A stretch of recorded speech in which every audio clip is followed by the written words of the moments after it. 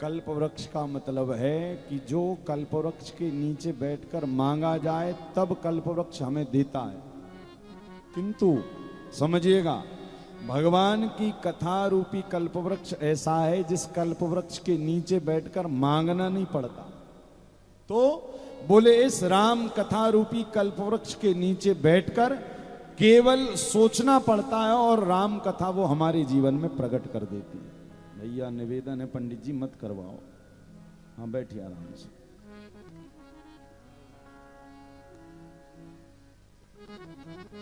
राम कथा कली काम, ऐसे देखिए आप लोगों से निवेदन है, कभी भी कोई मंच पर जबरदस्ती ना चढ़े।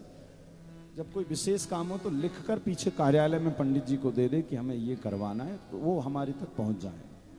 क्या ये गरिमामय मंच है, भगवान की कथा हो रही है, राघव जी की कथा है, मन लग जाता है तो फिर भाई मन को हटाना पड़ता है। इसी कारण पहले दिन है तो आप सबसे मैं निवेदन करता चल, जो भी औपचारिकता है इत्यादि वो आप नीचे करते रहिए। पानी है, चाय है, स्वागत है, माला है, कम से कम मंच तक वो ना पहुंचाया जाए। निवेदन है विशेष। आइए हम सभी भगवान की कथा में प्रवेश करें, जहां पर गोस्वामी जी ने श्री रामचरितमानस को क्या कहा है, राम कथा कली कामद गाई। मैंने देखिए अभी अभी कहा, इस कथा को जो दिल से सुनेगा उसी के लिए राम कथा साक्षात कल्प वृक्ष है।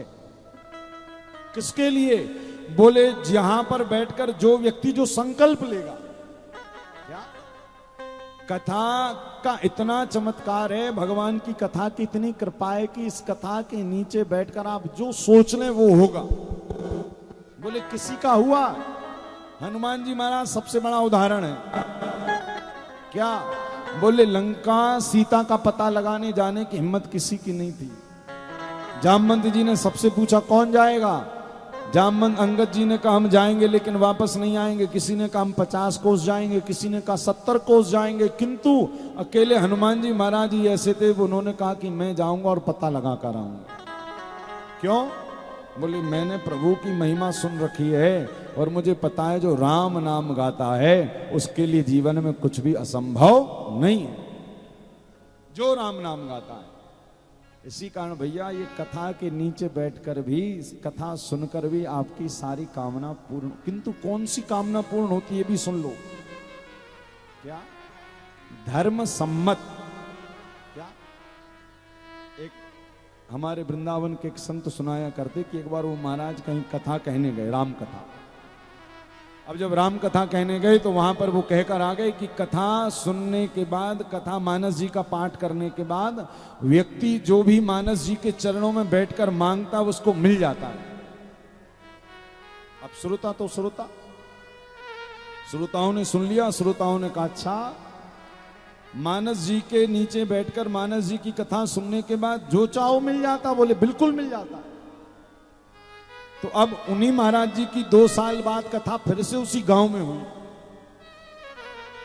तो महाराज जी को एक श्रोता मिला, उस श्रोता ने कहा बोले महाराज आज जब आप 2 साल पहले आए थे तो आप कहकर गए थे ना कि मानस जी का पाठ करने के बाद, मानस जी की कथा सुनने के बाद उसकी सारी कामना पूरी हो जाती। बोले मेरी तो नहीं हुई। अच्छा, तो महाराज जी ने कहा कि कामना क्या थी? बोले प्रभु कामना ये थी कि मैं अपने पड़ोसी से बड़ा परेशान रहता हूं। अच्छा, तो बोले मैंने मानस जी का एक नहीं 5-5 बार पाठ किया कि पड़ोसी का सर्वनाश हो जाए। महाराज जी ने कहा ऐसी वैसी कामनाएं नहीं पूरी होती, जो धर्म सम्मत होती है वो कामना पूरी होती। क्यों? कलयुग में कई तो शंकर जी पे जल ही इसी कारण चढ़ाते हैं कि प्रभु मेरा तो सब बढ़िया रहे, बोले बगल वाले का सब नष्ट हो जाए। ऐसी पुकार कभी भोले बाबा नहीं सुनते, उल्टा तुम पर ही वो प्रतिक्रिया हो जाती है। क्या? और कलयुग में याद रखिएगा, कलयुग में लोगों को एक बीमारी ने बड़ा घेर कर रखा है। क्या? बोले वर्तमान में लोग खुद के दुख से कम दुखी रहते, पड़ोसी के सुख से ज्यादा दुखी रहते। कि हमारे पास इतना कम क्यों है, इस बात का दुख नहीं है, पड़ोसी को तुमने इतना क्यों दे दिया, इस बात से दुखी रहते। और देखो पड़ोसी के घर में कभी आग लग जाए ना तो बगल वाला बुझाता जरूर है, किंतु मन ही मन कहता बहुत बढ़िया हुआ, बहुत बढ़िया हुआ बाबा, तुमने हमारी सुन ली, बहुत बढ़िया।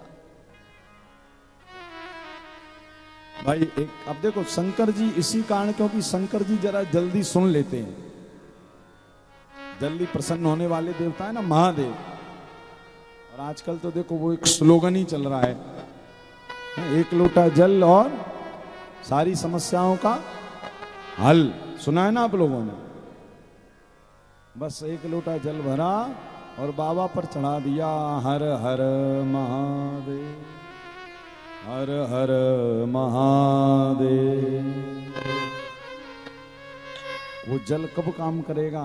जब अंदर वाला हृदय पवित्र होगा, तभी वो जल भी काम करेगा, याद रखिएगा। अंदर यदि काम, क्रोध, लोभ, मोह, मद, मात्सर्य, ईर्ष्या, जलन का भाव है और तुम जा रहे हो शंकर जी के मंदिर, बाबा तुम्हारा जल तो दूर की बात, तुमको देखना भी नहीं पसंद करते। इसी कारण जीवन में याद रखिएगा, ये कथा क्या करती है? बोले ये कथा जीव के स्वभाव का श्रृंगार करती है।